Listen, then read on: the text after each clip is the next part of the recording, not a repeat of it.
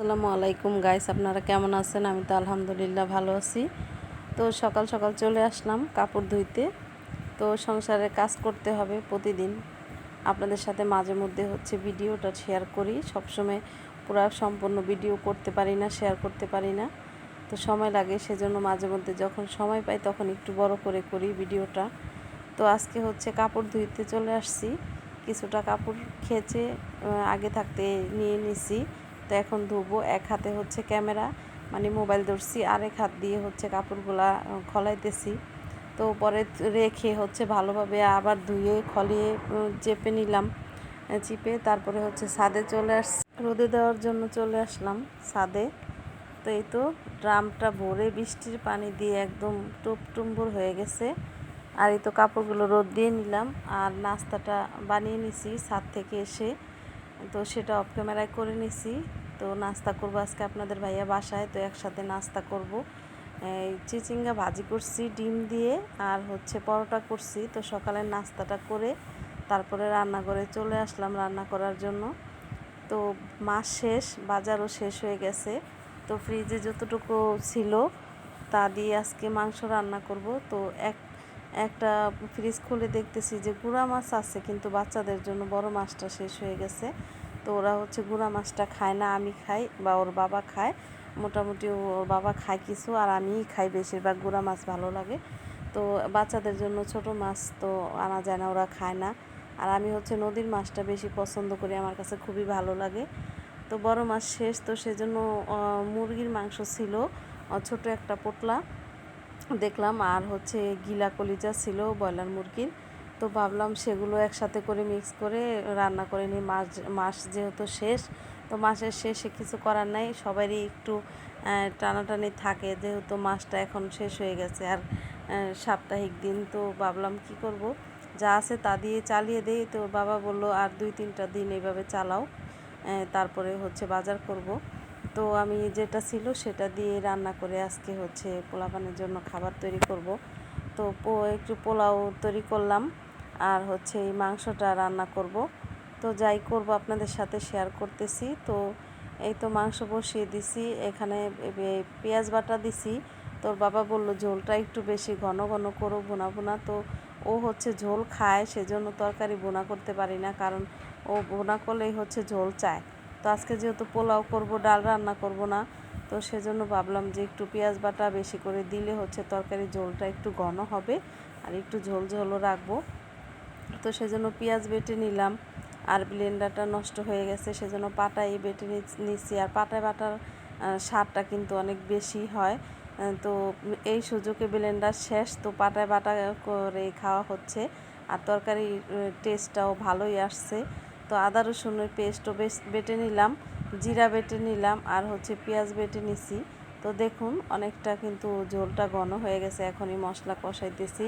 আর তরকারির কালারটাও কিন্তু অনেকটা সুন্দর হবে, রঙটা যেহেতু অনেকটা সুন্দর। তো সেজন্য মশলাটাকে ভালোভাবে একটু কষিয়ে নিতেছি। তো অনেকে চাইলে আপনারা চীনাবাদাম বাটাও দিতে পারেন, আমি চীনাবাদাম ঘরে ছিল না, সেজন্য বাটা দেইনি। তো এই তো মুরগির মাংস দিয়ে দিলাম। আর অনেকটা পাও ছিল, তো মোটা মোটা দেখে কিছুটা পাও আনছিলাম। সেই পাওগুলোই মানে ওরা বাবা পাও খেতে পছন্দ করে, আমিও পছন্দ করি। তো সেই জন্য একটু মোটা মোটা দেখে কয়েকটা পাও আনছি, তো মাংসর সাথে দিয়ে দিলাম পাওগুলা।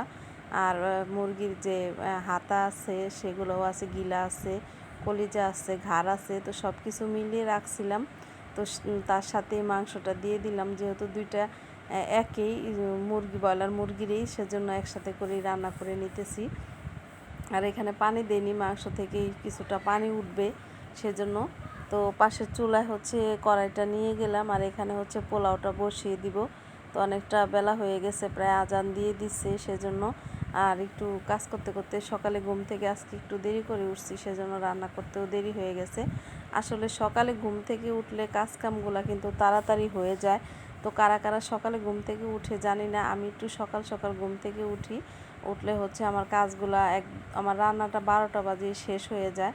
আজকে যেহেতু ওর বাবা বাসায় ছিল, তো আজকে একটু দেরি করে ঘুম থেকে উঠলাম, যেহেতু ও বাসায় আছে। আর ও যখন চলে যায় সকালে 6টার দিকে উঠে ঘুম থেকে, তখন আমি ওর সাথে সাথে ঘুম থেকে উঠি। সেজন্য আমার আর ঘুম আসে না, একবার ঘুম ভেঙে গেলে আর ঘুম আসে না। তো আমি সকাল সকাল উঠেই হচ্ছে কাজকামগুলো সেরে নিই, সেজন্য 12টার দিকে রান্না শেষ হয়ে যায়, তো সব কাজই শেষ হয়ে যায়, বসে থাকি, রেস্ট পাই। আর এখন হচ্ছে সকালে ঘুম থেকে উঠিনি, আজকে উঠছে দেরি করে, বাসায় ছিল, আমিও দেরি করে উঠছি, সেই জন্য রান্নাটা করতে অনেকটা টাইম লেগে গেছে।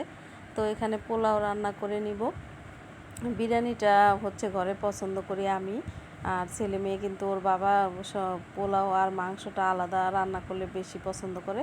তো সেই জন্য ভাবলাম আজকে হাজব্যান্ডের পছন্দ অনুযায়ী রান্না করি। তো সেই জন্য আজকে বিরিয়ানি করিনি, এভাবে আলাদা আলাদা করে পোলাও রান্না করছি। বেশিরভাগ বিরিয়ানি রান্না করা হয় ঘরে, বিরিয়ানিটা খেতে ভীষণ মজা হয়, আমার অনেক পছন্দ, প্রিয়। তো ছেলেও পছন্দ করে। তো ওর বাবা হচ্ছে যে খায় না তেমন না, পছন্দ করে না আবার করে, মানে তেমন একটা যে অনেকের যেই জিনিসটা অনেক প্রিয় থাকে সেরকম না আর কি। ওর হচ্ছে পোলাও আর মাংসটা আলাদা রান্না করলে সেটা ভালো লাগে নাকি খেতে। তো সেজন্য ভাবলাম আজকে ওর মতো করে রান্না করে, ও যেহেতু বলছে মুখ দিয়ে এইভাবে রান্না করতে, তো সেজন্য করলাম। আর মেয়ে বলতেছিল বিরিয়ানি খাবে, তো বলতেছিলাম তোমাকে সামনের সপ্তাহে বিরিয়ানি খাওয়াবো, আজকে এইভাবে পোলাও মাংসটা রান্না করব। তো গরম পানি করে নিছি আমি আগেই হাঁড়িতে, তো গরম পানিটা দিয়ে দিলাম পোলাওতে। আর আজকে দুধ দিব না, এমনিতে একদম সিম্পলভাবে রান্না করব, যেহেতু মাস শেষ, ঘরে অনেক কিছু শেষ হয়ে গেছে, সেজন্য আজকে এইভাবেই রান্না করতেছি। তারপরেও কিন্তু পোলাওটা অনেক মজা হয়েছিল, খাওয়ার পর দেখলাম বেশ মজাই হয়েছে, ভালোই হয়েছে। তো পোলাওটা গরম পানি দিয়ে দিলাম, আর প্লেট দিয়ে হচ্ছে ঢেকে দিতেছি। তো এই দিকে হচ্ছে তরকারিটা একটু সুন্দরভাবে কষানো হয়ে গেছে, দেখুন ঝোলটা একদম শুকিয়ে শুকিয়ে গেছে। আর এই পানি দিইনি, এই মাংস থেকে অনেকটা পানি উঠছে, সেই পানিটা দিয়েই হচ্ছে কষানোটা হয়ে গেছে। তো ঝোল দিয়ে দিব।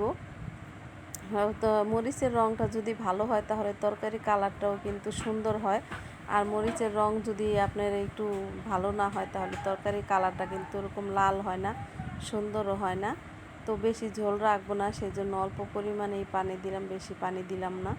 তো এই তো তরকারি ঝোল করে নিলাম। তো ভিডিওটা কেমন লাগলো কমেন্ট করে জানাবেন, ভালো লাগলে শেয়ার করে দিবেন, লাইক দিবেন, সাবস্ক্রাইব দিবেন, আর পেজে দেখে থাকলে ফলো দিয়ে লাইক দিয়ে সাথেই থাকবেন। তো আমি পোলাও রান্না করার আগে মানে পোলাও যখন বসাবো তখন কিছুটা পেঁয়াজ ভেজে নিছি, দেখছেন। তো পেঁয়াজটা আমি তুলে নিছি। ওর বাবা হচ্ছে পোলাওর উপরে পেঁয়াজ বেরেস্তাটা দিলে অনেক পছন্দ করে।